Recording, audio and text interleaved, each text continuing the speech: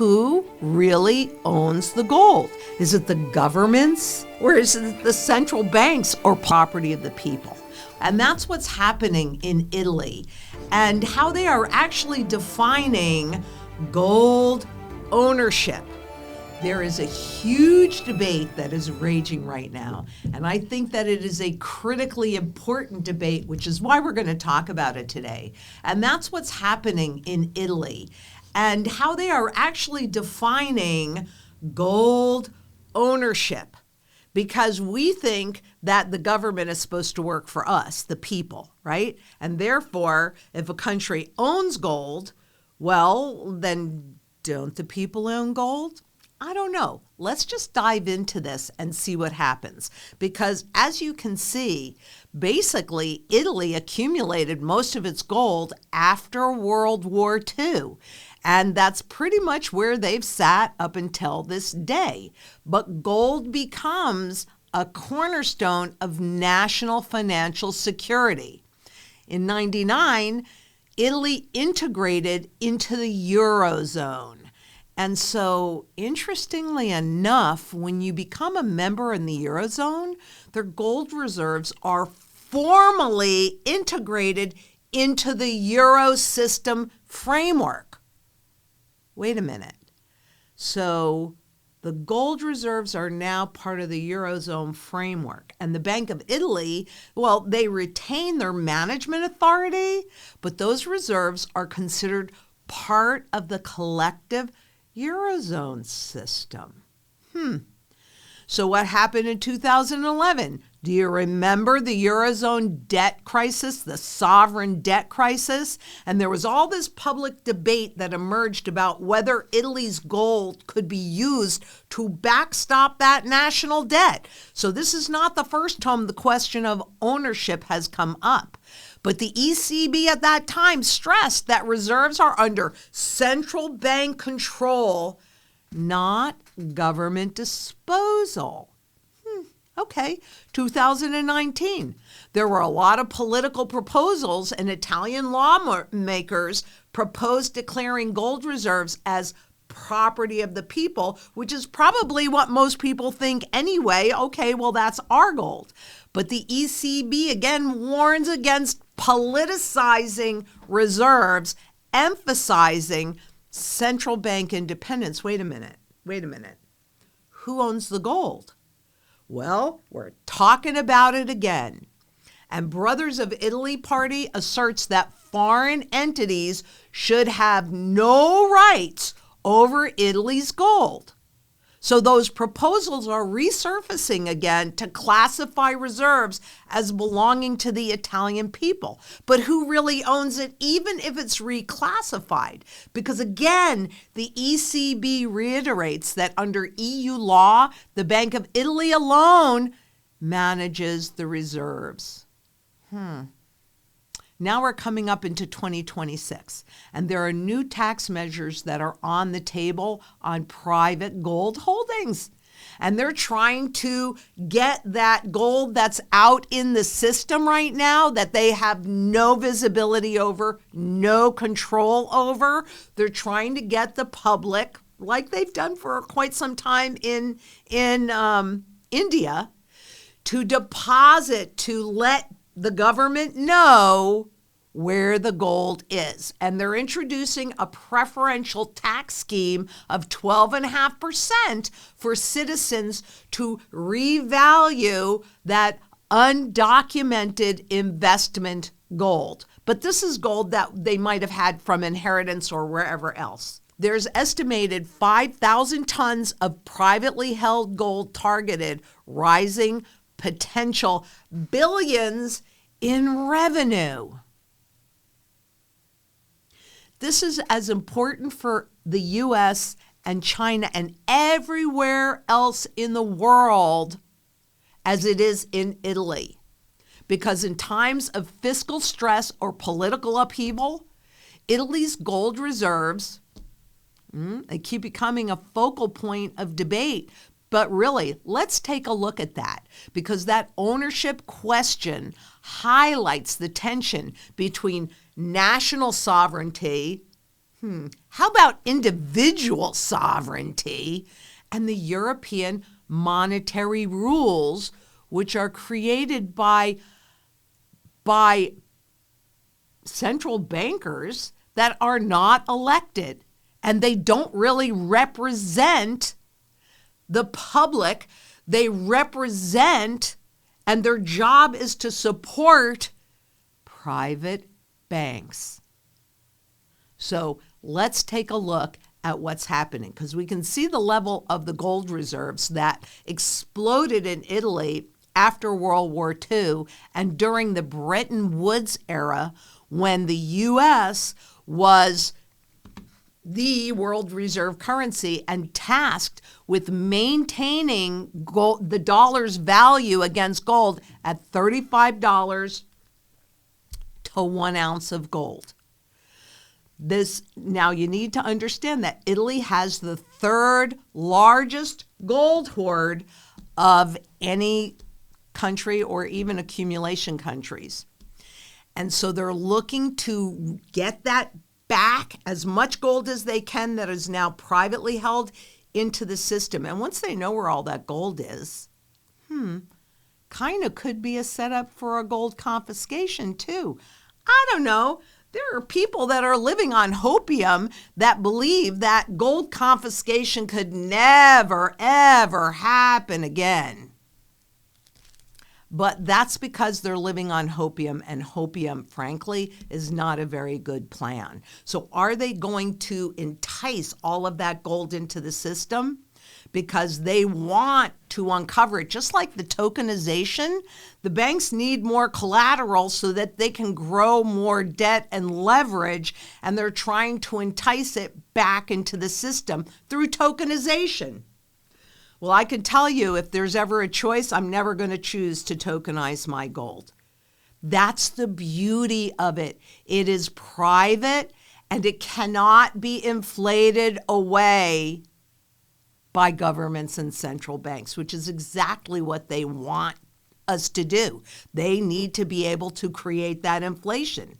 So the big question, and I want you to be asking yourself this: who really owns the gold? And doesn't it make sense for you to become your own central banker so that you have control and have a foundation in sound money that cannot be inflated away? Do you see this debate and this question? Because honestly, it's something that rages over and over again, but it's also something that once it's defined in one place, it can be defined that way every place. The European Central Bank has warned Italy against declaring its central bank gold reserves as what? As property of the people. But if it is indeed property of the people, even the government would not have the right to confiscate it and do a gold revaluation. This is something that lies in our future, but if you're prepared today, you're in a better position, because the ECB stresses that such a move would undermine central bank independence, because maybe they're the real owners of that gold. Possession is 9/10 of the law. And if you don't hold it, you don't own it. And that is about to be proven. They risk politicizing reserves that are meant to safeguard financial stability. All right, let's what do those words actually mean? Politicizing reserves? Wait a minute. Who paid for that gold? Pretty sure it was the taxpayer that paid for that gold, don't you think? So if the taxpayer paid for that gold, wouldn't it be the public's gold? And actually, what gold does is it forces fiscal responsibility because there's a finite amount of it. But what do you mean that it's meant to safeguard financial stability? What they mean is that if the central bank owns the gold, and we've watched global central bankers accumulating the most gold that they ever have in history over the last 4 or 5 years, If the central bank actually holds the gold, then at any time they can back the currency with that gold. And that's what gives the markets confidence, because sound money is actually there. But the central banks, and I know in this country it's called the Federal Reserve, but they're neither federal nor do they hold reserves. They are a private bank. So taxpayers paid for the gold, but central banks are holding it. And I mean, you've got to ask yourself, whose gold is that? It's just your perception that it's yours, and they're proving it. Because Italy reassures the ECB that they are not going to change the ownership of central bank gold. It's not central bank's gold, it's taxpayer gold. But can you see how this is being positioned? Can you see that they're actually talking the truth? It's not the government that owns the gold. It's not the people that own the gold. The people paid for the gold through their sweat and their taxpayer dollars. But it's the central banks that were given this gold. And are they really the ones that are owning this? And can you see that this is a conversation that's happening right now? Not 100 years ago, though it should have happened then. Not 50 years ago. Today. Rome, December 9th. Italy will tell European Central Bank Christine Lagarde on Tuesday that Rome has no plans to undermine the independence of the country's central bank by stating that its gold reserves belong to the Italian people. I want you to think about this. And if you have to watch this video again, you know you've got the links to all of these articles and more below. Click on those links. This is such an incredibly important decision. Incredibly important. You need to really understand this, because foreign entities should have no rights on Italy's gold reserves. Well, that's what their government is saying. But aren't they talking out of both sides of their mouth? Because on one hand, they're saying that foreign entities should have no rights on Italy's gold reserves. On the other hand, they're telling the ECB, the European Central Bank, that they're not going to make sure that it's defined as the people owns the gold. This is critical. I'm so glad that somebody brought this up and made me look at this much deeper, because that's how important this is. Italy's large public debt and fiscal challenges have made its gold reserves a sensitive issue, with some lawmakers suggesting they could be leveraged to support state finance. And ultimately, they will be leveraged to repay all of that debt with euros in that country that have zero value. Because even though most other countries do not publish the purchasing power of their currency, they're all judged against dollars. So you'll see when you go into, I happen to use xe.com, but you can use any currency converter. Pick any currency you want, your choice, it doesn't matter. Do it against the dollar, and you're going to find that typically, not in 100% of the cases, but in most cases, the dollar outperforms that other currency. So it's one against the other. And so that's why you might hear this currency is stronger, this currency is weaker, but it's just on a relative basis. The thing that really matters for people is how much you can buy with it. It's that purchasing power. And what are we finding? The purchasing power everywhere in the world is declining, as witnessed by inflation. So what they're talking about here is the revaluation of gold to repay that debt with euros that have zero value. This is something that happens 100% of the time to attempt to regain public confidence. It doesn't really work because they don't really make changes right away. But the reality is it happens every single time. So let's look at this, because that's the big question here. Who actually owns the gold? Legal ownership. The gold is held by the Bank of Italy. That is a central bank. It is not a government agency. It is a private bank, and they manage it as part of the Euro system. That, my friends, I hate to tell you, is who legally owns the gold. So the gold legally belongs to the Bank of Italy, managed within the Euro system. But politically, it's being portrayed as the property of the people. Well, of course it is. It's called perception management. If they can manage how you perceive things, then they can nudge you in the direction that they want you to go. But here it is, right out in the open.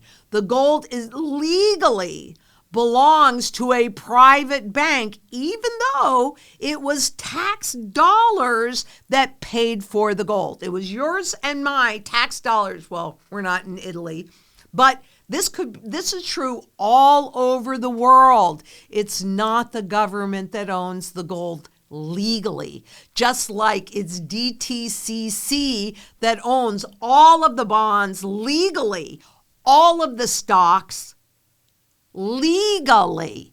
In a court of law, your perception doesn't mean anything, nothing. It is the legal rights that are addressed. This is why I tell you all the time how important it is for you to become your own central banker. And Zang Enterprises has that layered strategy. So we approach it on a shorter term basis, an intermediate term basis, and a longer term basis. There's lots of going on, but the reality is if you don't hold it, you don't own it. This tension reflects a broader struggle between national sovereignty claims and European monetary rules. Do you see what I'm saying here? Who's really driving this bus? Who really has all the power? Is it the governments that take on more and more and more and more debt? Or is it the central banks that actually own everything? And these are private corporations. The U.S. Constitution isn't recently destroyed. It was destroyed when they legalized the Federal Reserve. That's why you can give me constitutional money, which is what I'm holding in my hands right now. Only gold and silver are legal tender. Not all of this garbage that enables governments to inflate your wealth and your work away. It is time for us to take our power back. This is such an important topic. This would be one that you should share. I'm telling you right now, this is the most important topic that we're talking about, because shares in the capital of the central bank, who holds those? Oh, look at this. 175 financial stakeholders. These are all private corporations, including Italian banking heavyweights, Intesa Sanpaolo, Unicredit, as well as France's lender, Crédit Agricole, and German insurance, Allianz. Can you see this? So if indeed legally the Bank of Italy owns the gold, but actually they now legally have given that gold under the ownership of the ECB, then corporations in France and Italy and many other places, 175 financial stakeholders. Do you get this? Because it's critically important that you do. So if you don't, make sure you show up on our Tuesdays live and you ask these questions, because this is the single most important topic that I don't know that it's the single most important topic, because there's so many things that are happening right now, but this is certainly a critically important topic for you to fully understand so that you can make educated choices. What a concept. That puts your best interest first. Because certainly when Italy joined the ECB and gave them ownership and control over the gold that the taxpayers bought, I got a problem with that. Don't you? But this is why you have to be as independent and self-sufficient as you possibly can be. And the foundation has to be in sound money. Because otherwise, guess who's controlling it? You don't like, I know here in the U.S., the CBDC, the central bank digital currency, people don't like that. Ooh, so we're going to bring in stablecoins. It's not going to be any better. But can you see who's really controlling this? It's the corporations. And the corporations that get all the benefits of the devaluation, the currency devaluations, because they pay you less and less. This is what's enabled that K-shaped recovery. This is what's enabled all of that wealth and income inequality. And it's time for you to look in the mirror and say, is this okay with me? And if it is, rock and roll hoochie coo. Keep buying those cryptocurrencies. Keep staying in the stock and the bond markets. Keep using credit cards and giving up cash, because that's your vote. But at the end of the day, when they have everything and you have nothing, you have no one to complain to. This is a choice. The choice, my choice, is to go on a campaign to, get sound money back in the system again and take away that control from the central banks and the governments that all they really want to do is this. Can you see that that is not in your best interest? Because if you can't, go back to the FRED, F-R-E-D, look at that purchasing power chart. It's not in your best interest to have somebody else controlling it. And I will state this one more time for the record. If you don't hold it, you don't own it. Period. Become your own central banker. You need a foundation of sound money that will protect your current standard of living, put you in a position to take advantage of this transition instead of dying with it, which is what most people will do. And dare I say it, you have the opportunity to be in a better place on the other side of this mess if you come together in local community and you create that surety in food, water, energy, security, barterability, wealth preservation. The community can help you do it. And of course, you need shelter. But globally, if we can get just 3% of the population in a global sound money movement to convert their garbage fiat that's being inflated away into sound money that cannot be inflated away. Now, the public will have taken their power back. And frankly, that's the kind of world that I want to leave all of those children that are out there now and yet to be born. And there isn't one doubt in my mind but that together we can do that. 3% is twice as or 3 times as high as the 1%. We can do this. And let's make this year the best year yet. And until next we meet, please be safe out there. Bye-bye.